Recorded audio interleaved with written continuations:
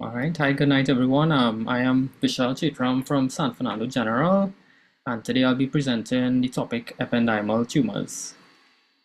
All right, so we got right into it. What is an ependymal tumor? Ependymal tumors or ependymomas, they arise from the ependymal cells lining the cerebral ventricles and the central canal of the spinal cord. They may occur anywhere along the neuraxis. So then we might ask, what is an ependymal cell?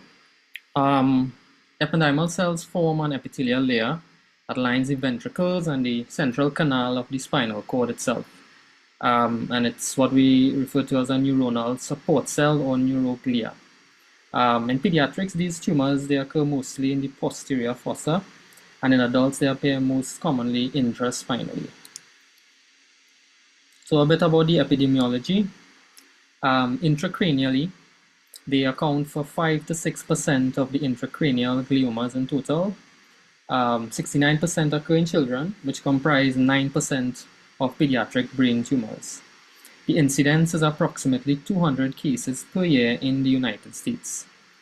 It is with respect to the spinal ependymomas, they account for 60% of the spinal cord gliomas, and it is the most common primary intramedullary spinal cord glioma below the mid-thoracic region.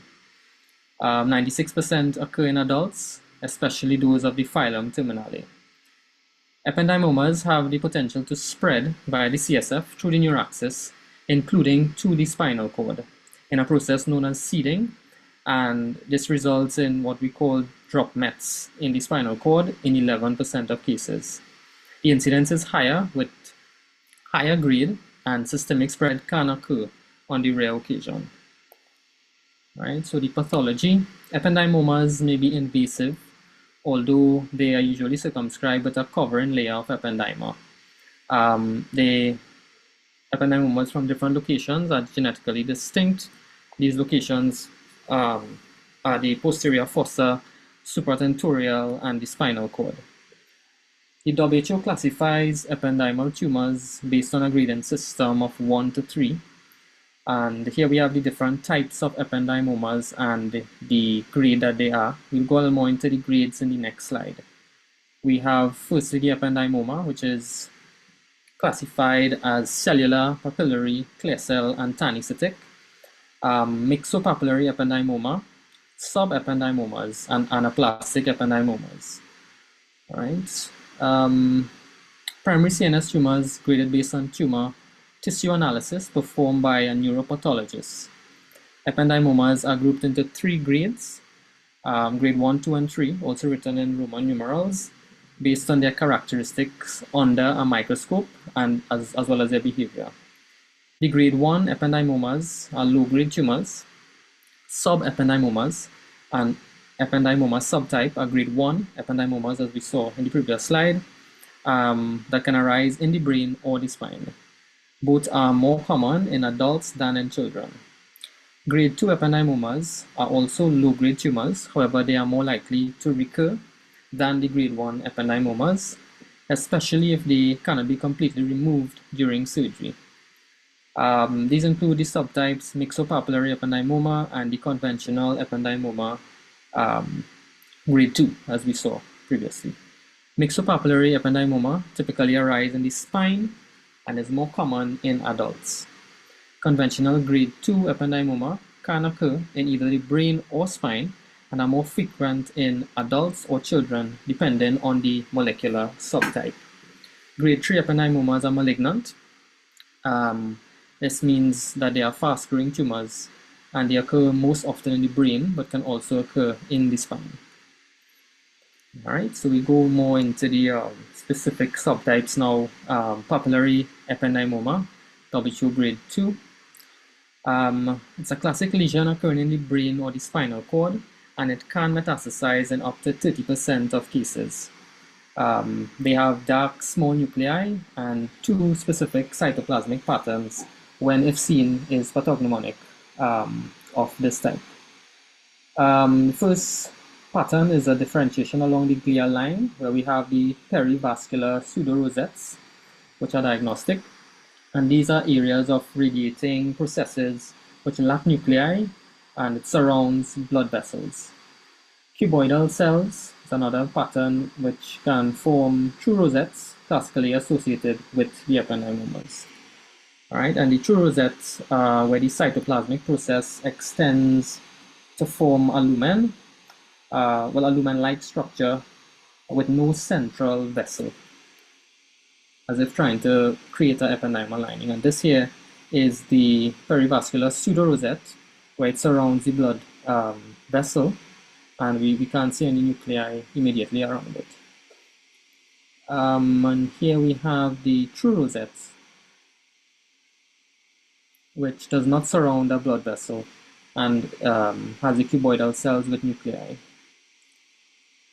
Right, and these are both together, the pseudorosette on top and the rosette at the bottom. You can see the difference there. Tannicytic ependymoma, which is WHO grade 2 again. The tumor cells appear similar to ependymoglia or tannocytes. What is a tannocyte? It's stretched cells present to a limited degree in the normal CNS. It is another type of ependymal cell, which is only found in the floppy third ventricle in the brain. These are unique in that they have long processes and large end feet that connect capillaries and neurons distant from the ventricle to allow for passage of hormones and so on. And we can see that in the picture below here with the tannocytes and some hormones passing from the capillaries to the third ventricle. And this type of ependymoma, true rosettes are absent. It has no preference for age, sex, or location within the CNS, and the treatment of choice is gross total resection of the tumor. Myxopapillary ependymoma. These are WHO grade 1 and occur only in the phylum Terminale, thought to arise from the ependymal glia in this area. It's basically a papillary ependymoma with microcystic vacuoles and mucous substance. They are well-defined intradural tumors, and classically they present when larger and sausage-shaped, spanning more than one vertebral level. But small oval tumors are also seen, and the small ones tend to displace nerve roots of the chorda equina, while the larger tumors compress or encase them. They are the most common tumors of the chorda equina region. Right, before we get into the MRI, we will talk about some of the symptoms. Most common presenting symptoms are lower back, leg, or sacral pain. In up to 25% of patients, they may present with leg weakness or sphincter dysfunction based on the vertebral levels. So going into the MRI now, the T1 and T2 sequences, this is what you'll find. T1 usually iso-intense. There's a prominent mucinous component, occasionally resulting in T1 hyperintensity. Hemorrhage and calcification could also lead to regions of hyper or hypo-intensity. T2 images, overall high intensity. Low intensity may be seen at the tumor margins because of hemorrhage, called the CAP sign. Myxopapillary ependymomas are the subtype of ependymomas that are most prone to hemorrhage. Calcification may also lead to regions of low T2 signal, and we can see that here, the iso-intense T1 on the left, and on the right we can see the T2. All right. With respect to the contrast, T1 enhancement is always seen in these tumors, and the pattern is typically homogeneous. However, it can be variable in part depending on the amount of hemorrhage present. The susceptibility weighted imaging is done, and we can see hemorrhage in this type of imaging, right? And this is seen here. The contrast is on the left. You can see that hyperintensity lighten up there. This tumor is from T12 to L1. All right, and then we move on now to the subependymomas, which is a WHO grade 1. In They typically occur in the anterior lateral ventricles or the posterior fourth ventricle, with prominent role of subependymal glial cells. It's not uncommon at autopsy, and it's rarely surgical, and it does not enhance. So these are uncommon, slow-growing, and non-invasive, and they tend to occur in the middle-aged and the older individuals as an incidental finding. Symptoms, almost always an incidental finding, so most patients are asymptomatic. In some cases, when the tumors are larger, we can have a case where there is increased intracranial pressure due to obstructive hydrocephalus. Right, and this is one here seen on MRI. The treatment, if appearances are characteristic and the patient is asymptomatic, the follow-up is a viable option. Resection should be considered if the patient is symptomatic, hydrocephalus or mass effect. The mass has a atypical appearance or demonstrate any local growth. Local resection is curative, and even debulking has an excellent outcome in these tumors. All right. Anaplastic ependymoma is a W2 grade 3, where we see pleomorphism, multinucleation, giant cells, mitotic figures, vascular changes, and areas of necrosis on histology. The slide shows a bit of that going on here, with the multinucleation, some giant cells as well. All right, and some general information on ependymal tumors. They are usually well circumscribed and benign, although anaplastic ependymomas previously discussed do occur. Commonly arise in the floor of the fourth ventricle. In 60 to 70%, they are infratentorial, and all of these occur near the fourth ventricle and comprise of 25% of tumors in the region of this fourth ventricle. Children with posterior fossa ependymomas often have anaplastic tumors with a higher risk of spread through the neuraxis. Supratentorial ependymomas are often cystic. These tumors rarely occur outside of the CNS. Although not as malignant holistically as medulloblastomas, ependymomas have a worse prognosis due to their propensity to invade the obex, which precludes complete removal.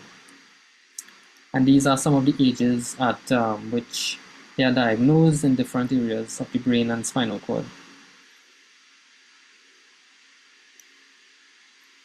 All right, so clinically, symptoms are in keeping mostly with those of a posterior fossa mass with increased intracranial pressure from the hydrocephalus and cranial nerve involvement. We find patients with headaches in 80%, nausea, vomiting 75%, ataxia or vertigo 60%. Seizures only approximately 30% of supratentorial lesions, and it comprises only of 1% patients with intracranial tumors presenting with seizures.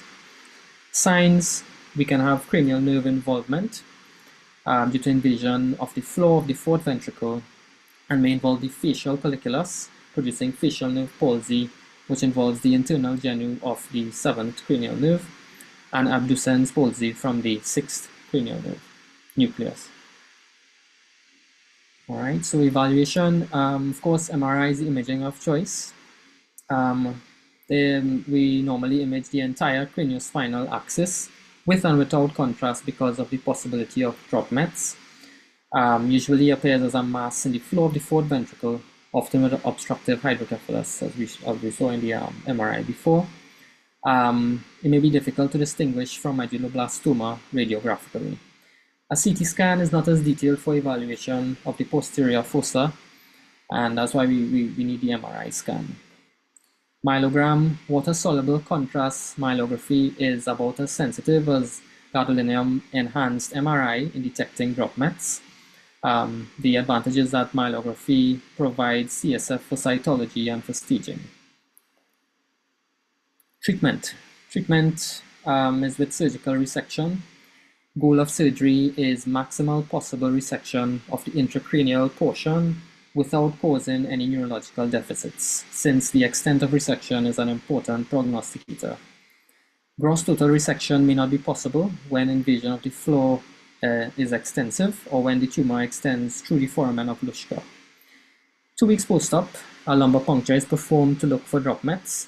This is where about 10 cc's of CSF is sent for histology to quantitate any number of malignant cells that may be there. It may be used to follow treatment, and if the lumbar puncture is positive, then by definition there are drop mets. If it's not positive, then the negative predictive value is low. So we can't really use that to say that there is not a drop met. To note as well, CSF from an EVD is not as sensitive as a lumbar puncture. Lesions in the fourth ventricle region are approached via midline suboccipital craniectomy or excision. Radiation therapy. Ependymomas are very radiosensitive, and this is usually administered after surgical excision. The survival time was 2 years longer with radiotherapy than without, and 5-year survival increased from 20 to 40% without radiotherapy to 40 to 80% with. Radiation in less than 3-year-olds is undesirable due to side effects.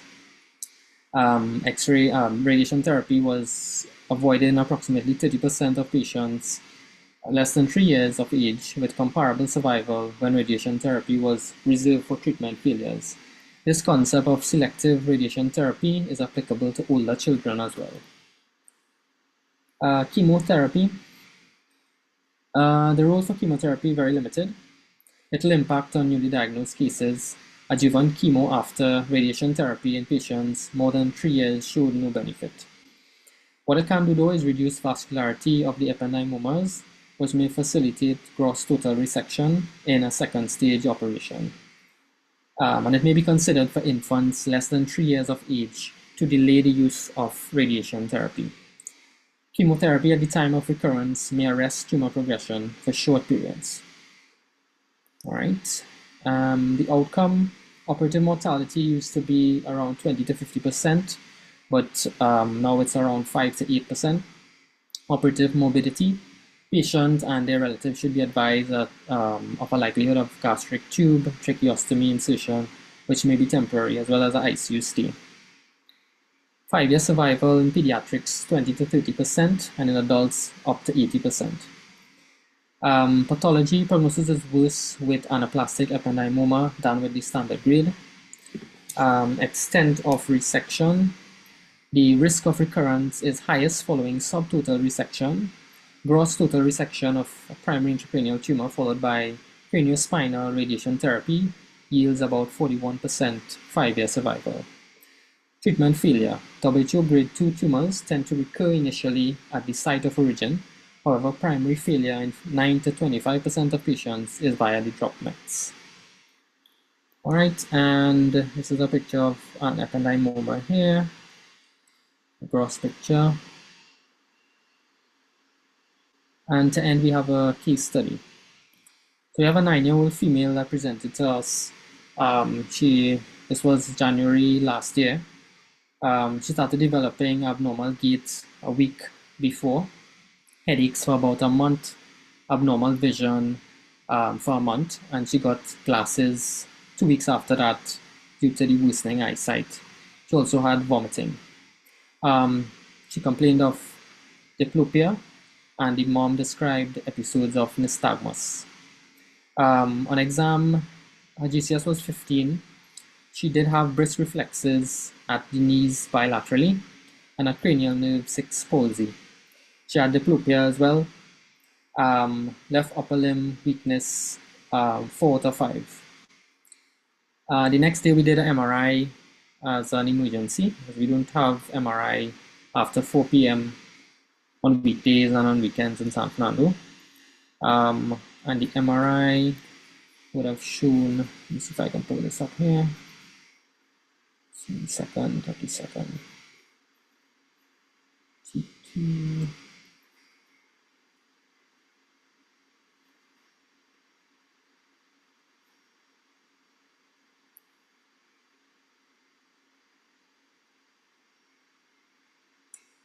Alright, so this was her MRI.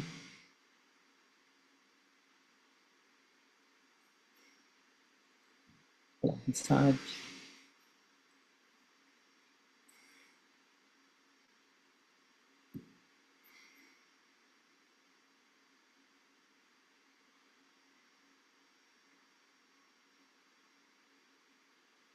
And so we saw that midline shift, the large mass with a cystic component there.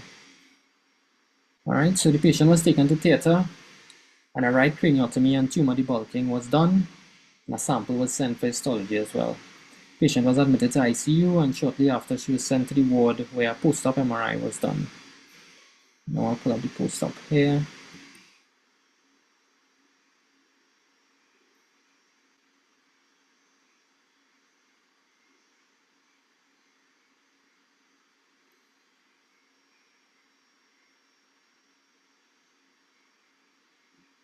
You can see most of the mass was removed.